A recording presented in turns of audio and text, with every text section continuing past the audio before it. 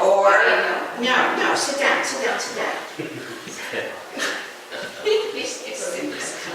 All right, stop. Ladies, do I have to separate you?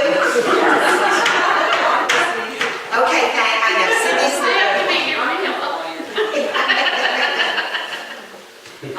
okay, so hey. Oh. So what do I have here?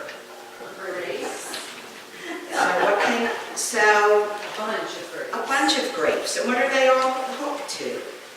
Does it look like, yes, like their skeleton, their branches? This is like the vine, right? The big thing. And then there's little branches. Yes, you are. You can have some to take back with you. But you have to eat them downstairs. You can't have food up here. You don't get to go downstairs. Oh, sorry. See me after church. But, so what can you tell me about these grapes? Do they look pretty good? One reason they look pretty good is because they're still hooked on to the vine. And Jesus tells us that He is the vine, and we are like His branches. And our fruit, we will bear good fruit like these good grapes as long as we all stay hooked together. As long as you stay close to Him and He's still in you, you'll be hunky-dory like these. I have a couple of other grapes here that aren't connected anymore. Yeah, do you want those? No. Anybody want the yucky ones? No. So you have to stay connected. You don't want to fall away, fall apart, and be on your own, because you'll end up yucky. Okay, there you go. All right. Oh, so we'll pray. Fold your hands. Dear Lord, we thank you for being our vine and help us to want to stay on you and with you as your branches so that we bear good fruit and we don't get yucky. Amen. All right. Here, you can, yes, I did. All right.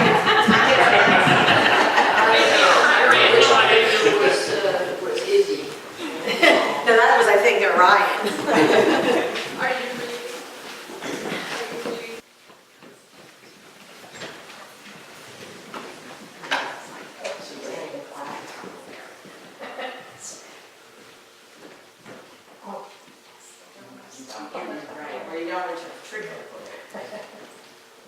I can tell you there was one time when I was at one of my first churches. It was an old church like this, and it was narrower though, and right here, right about here, under the rug was a vent. And while I was preaching, I had heels on, I stepped into the vent, and I got stuck. And I was trying to keep going, and I was pulling, and finally I just burst out. Stories. But speaking of this, they never did renovate that. I think it's still there, but that's what I did for roaming. I'm going to talk about home remodeling a little bit, and there's a show on TV that I bet you all of you have seen called This Old House. You've seen it? Anybody not see it? One or two? Most of us have. If you kind of roam around it's probably Sunday morning even, you'll see This Old House. A story of home remodeling. And this really is a bunch of stories of people who had their homes remodeled. The crew comes in and it's not just about the remodeling itself and the kind of to-do, but it's about the creativity that goes into imagining that house as a whole new thing. And Russell Morash was the creator 40 years ago. So they're celebrating an anniversary. 40 years ago, or nearly 40 years ago this coming year, will be This Old House on the air in a magazine and now online. They have a website too. So they have grown so large because of the vision of Russell Morash. Now his relatives, his ancestors were builders, carpenters, shipbuilders, and so he kind of had that in his blood. And when he was imagining his own house. He had bought an 18th century old farmhouse and was renovating himself. He thought, wow, I'd love to teach other people how to do this. But he didn't just want to teach them like the nuts and bolts. He wanted to teach them what it meant to look at a space and just reimagine it into a home. Like, how cool would that be? And so he started this old house with that in mind, and it grew so large, it has won 18 Emmys, 18, and it's become what you call a lifestyle brand, right? Wow. So, we have a carpenter in our ancestry too. And Jesus also has a vision. And Joshua was talking to people about that vision today when he was gathering the people up at Shechem. Much the way Jesus was talking to people when he was talking about that strange little parable that sometimes we don't kind of wrap our head around.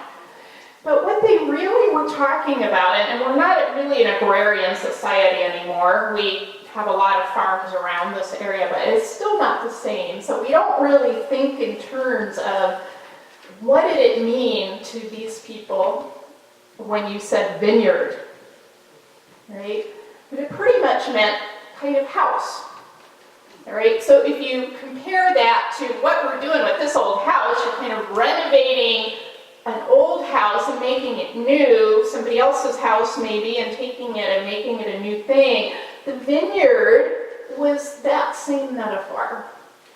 That's what they called that space that was kind of under God's ownership. So you think of God as an estate owner, so to speak, and he owns a winery. Maybe you could understand this if you live in California or Italy, right? So God's an estate owner. God owns the land. God owns the house, so to speak, and hires people in, creative people, to help revision it into a home. Now, for Jesus and for Joshua both, this meant a home where we worship God, right?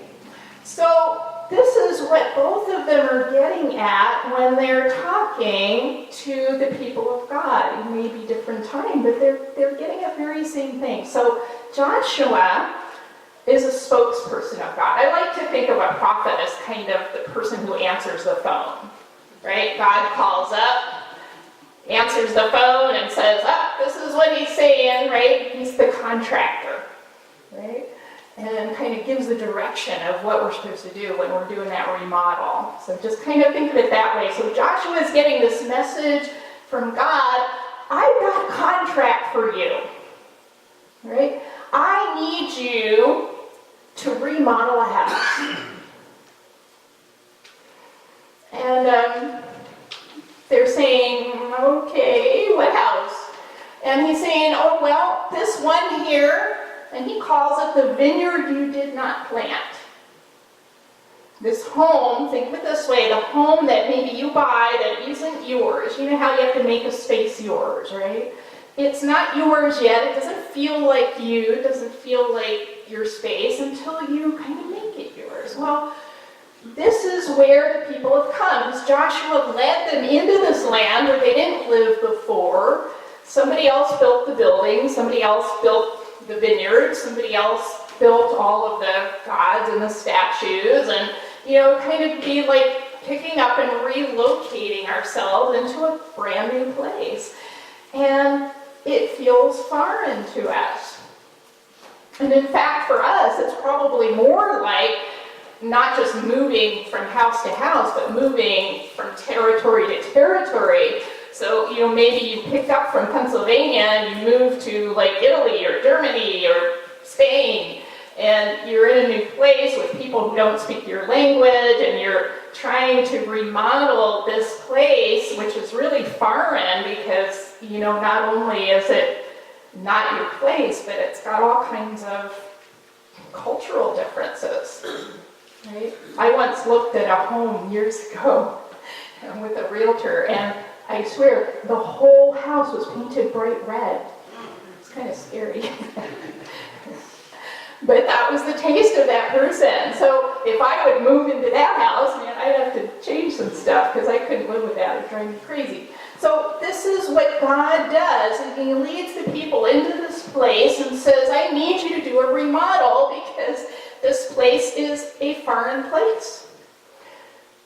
Right? Now we tend to miss this part of it. Right? This is not a Yahweh worshiping place. This is idol worshiping place. Shechem. This is Canaan area. So they're worshiping other gods. They have other habits. They have other traditions. Their places are set up for idol worship. They have temples to gods. They have all kinds of other stuff. And God's saying, all right, this is where I want you to make a home. And we're like, what? What? Yeah, I want you to make a home here, and I want you to remodel it into a Yahweh worshiping place. And what do the people say? Oh yeah, we're in. That's the amazing part of Joshua, right? They're like, oh yes, because, Joshua first goes through the whole story of everything God did for them to bring them there in the first place. And they're saying, yeah, we've seen everything that God does. We're in. We're ready to sign. And Joshua, in fact, is cautious. He's like, are you sure you're ready to sign on that dotted line? Because this is serious. You're making a contract here. That's what a covenant is. It's a two-way contract. God contracts you to build the house. You contract to do the work. Right? And they're like, yes, we're going to do it. And his final word is, well, no matter what you do, if you do this, if you do that, you go a different way. As for me, I'm in. As for me and my house, we will worship the Lord. This is the story of Joshua. And this is the story later of Jesus. Jesus reminds us of that contract. That worshiping God is a contract. And we have a side to keep. When we come into church here and, we get a phone call from God, and God says, I have a contract for you. You are my visionaries. You are my creative people in the field. You are the people that are going to build my house in a vineyard you did not plant, in a house you did not build. You are my home remodelers. Are you ready, church? And the church says, Yes. I wish. I wish the church says yes. But a lot of times the church says, no way, Yahweh. The church says, I like it here. I like my house the way it is. Right? You ever know somebody like that? They've lived in their house maybe 50, 60 years. They are not moving. You're going to have to pry them out of that house. They are not going anywhere else, even though it's crumbling, it's disintegrating. They're not moving. It's like an old teddy bear that starts to get all raggy, but you were never giving that bear up. We've become that way a little bit, not just this church, the church. We've become that way in the church a lot when it comes to our culture. Because where's our vineyard? Where's our vineyard? Not in here. Where's the vineyard we didn't build? It's out there.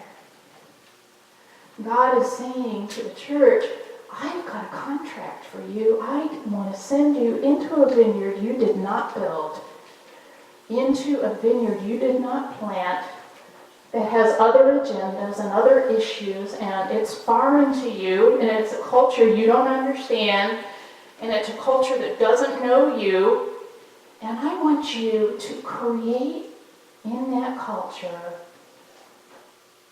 a Yahweh worshiping place, a Jesus worshiping place. And the church says, yay. Do we sign on the dotted line? A lot of us would say, yes, we're Christians. We sign on the dotted line. We come to church every week. We do that. But what does it really mean sign on the dotted line? What does it really mean to sign the contract when you take that phone call from God and God says, I am sending you into a vineyard you did not plant, and I have a house remodeled for you, because God's house is the world. Jesus so loved the world, he came and gave his life for it. It doesn't say God so loved the church. It doesn't say God so loved just us. It doesn't say God so loved Christians. It says God so loved the world that he gave his only son for it. Our job is to go into the world and put down roots. And that takes a very deep faith.